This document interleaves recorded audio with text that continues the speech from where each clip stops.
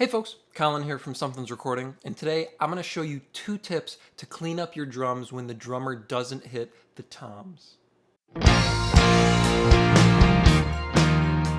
We are going to be discussing how to clean up your drums today, but before we dive in, if you are looking to dial in a repeatable workflow for getting professional sounding drum mixes, then I want you to go through my 3-step framework for Mixing Drums workshop.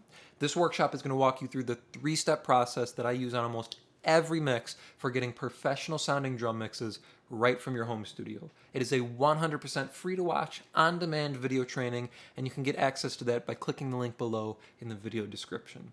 Now let's jump in here and look at cleaning up your drum kit, especially when it comes to toms and the drummer not hitting the toms. So if you got tom mics up on your kit, right, sometimes you hit a song and the drummer just doesn't hit the toms, they do their fills on the snare, or there's not many fills in the song, or what have you.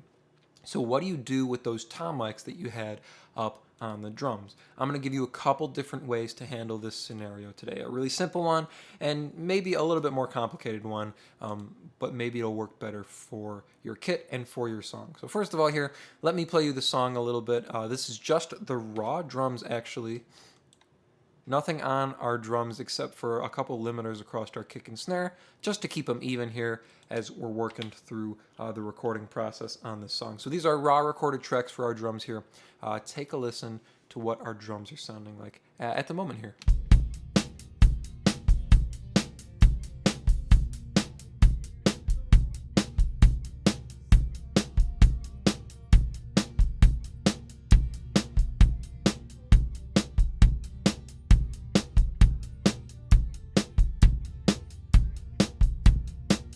So nice, chill, kind of soft rock sort of drum sound we have going on here. Not a lot going on. You can see if we look across our drums here, it doesn't even look like they're doing much fills across the snare there. Maybe a little roll here at the end. Kick looks pretty tame, sounds pretty tame.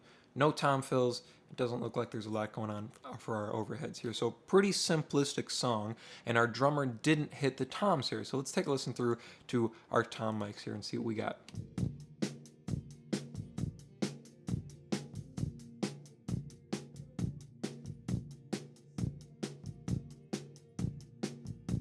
That's a rack tom mic there. That doesn't sound too great, but it doesn't sound too bad either.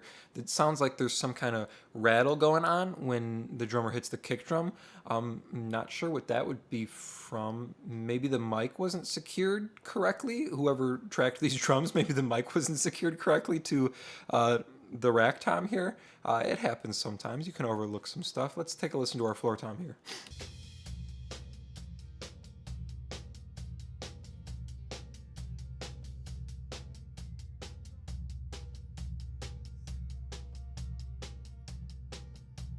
You can actually hear our floor tom ring in sympathy every time our drummer hits the kick drum. So probably could have used a little bit more dampening on the floor tom. That would be something as you're tracking songs that you might want to look at.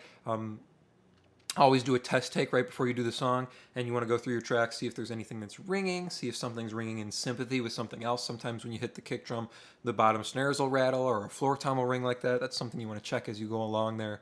So we got these 2 tracks. Maybe we don't like how they sound and we just want to get rid of them, right? So that's our first way we can do this. That's tip number 1. If you have a pair of tom mics, drummer doesn't hit the toms throughout the song, the easy thing to do is to just mute them or not delete them. You can always hide them. You might need to get back to them later. And if you do any editing on the drums, you probably do want to have your tom mics there for editing, so everything's edited together. But you could just mute them, or you could just pull them down, right?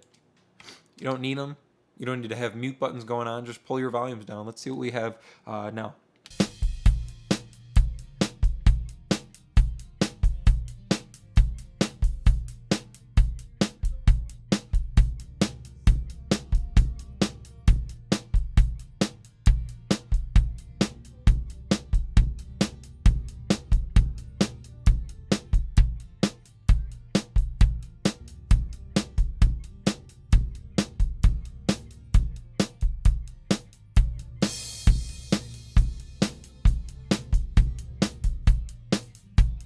You can hear how much cleaner and how much tighter our drums get when we pull these 2 tom mics out. And that's usually what I would do anyway. Even if the drummer did hit the toms, I would go through and edit out all the parts where the drummer didn't hit the toms and edit out that bleed. So it would tighten up the drum kit. And then when there's a tom fill, it's like the gate, right? Toms open up, toms close off afterwards. But I do it without a gate, so I can get in there and set the fades the way I want to, set the entrance the way I want to. It really tightens up our drum kit. Listen one more time, with and without these in. So we'll start with, and then I'll mute them. Focus on how tight our drums get and how, especially our kick and snare change in vibe and in character, in overall frequency sound as we mute these tom mics.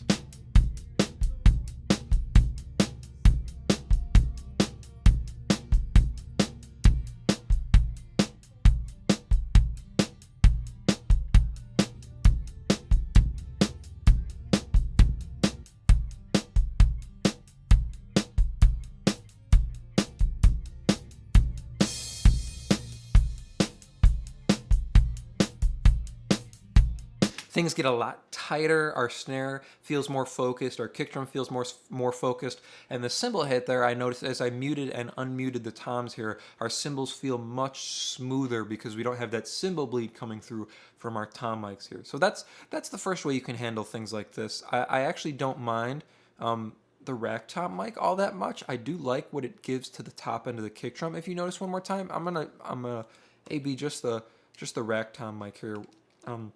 Take a listen to just the kick drum. So focus on the kick drum without and then with. That little kind of rattle that we're getting from the rack tom when the kick drum hits actually feels really, really nice on the top end of the kick drum. So listen without and then with.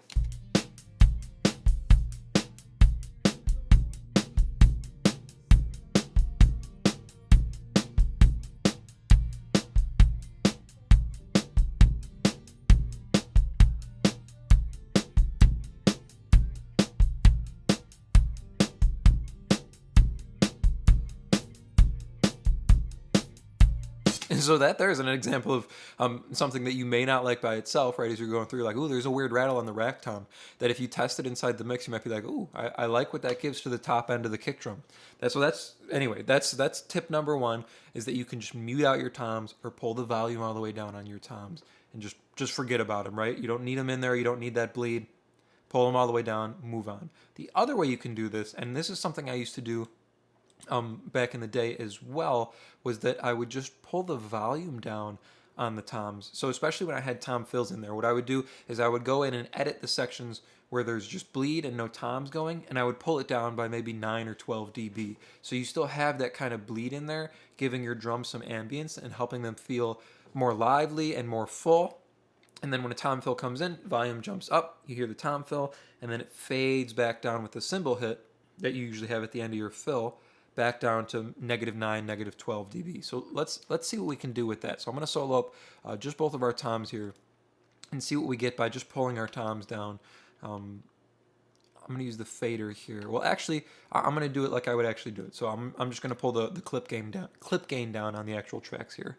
And I'm going to use a shortcut key for pulling the tracks down by -3 dB. So you'll see it jump down 3 more, maybe 3 more. Take a listen.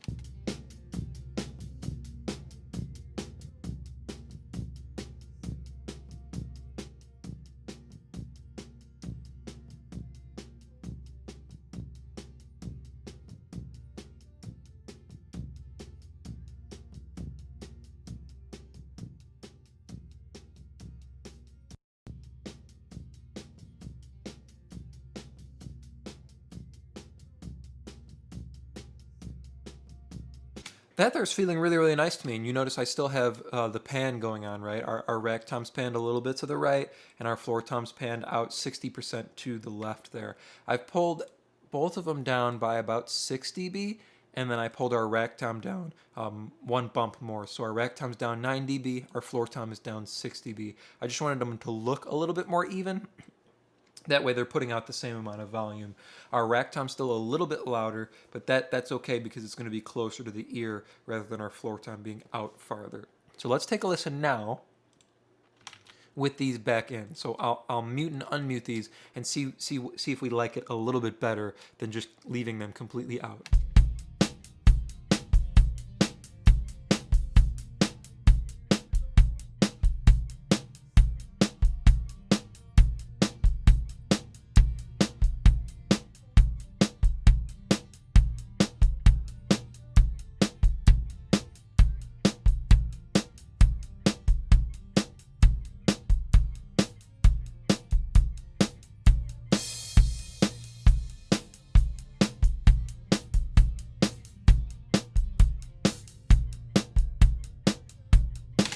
So that there's something I actually kind of dig, right? So we get some ambience and some liveliness, some kind of room sound from our tom mics here. And you notice there's not a room mic here going on with this drum kit. It's a pretty small, pretty tight sounding drum kit.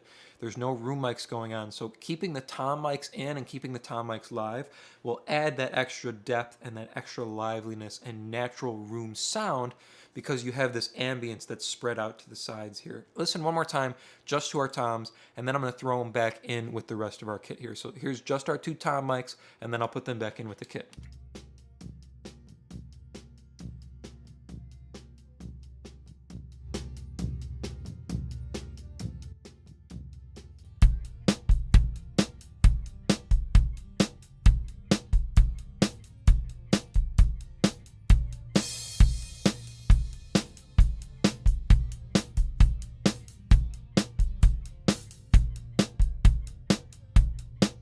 So those are two ways that you can help to clean up your drum kit when you have tom mics, but the drummer doesn't hit the toms. Tip number one that we went over, or way number one, is to simply just pull the volume down on your tom mics. You don't need to mute them, because then you're gonna have mutes running as you're running through your mix. You can pull the tom mics all the way down. You could disable and hide them if you wanted to. But just getting that volume out of there, getting all that bleed out of there if you don't want it. It's really going to tighten up your kit sound, and it's going to focus your kick and your snare. The second way that we talked about, or the second tip, is to simply go in and pull the clip gain down on your tom mics until they're at a point where they're adding that ambiance, that extra liveliness and natural room sound without contributing too much to the frequency range or the overall tone of your kick and your snare drum. I hope that was helpful for you. As I mentioned at the beginning of the video, if you're ready to take your drum mixes to the next level and start dialing in a repeatable workflow for your drum mixes, then I want you to go through my 3-step framework for Mixing Drums Workshop. It is a completely free, on-demand video training, and you can get free access to it by clicking the link below in the video description. Thank you so much for watching, and I will see you in the next video.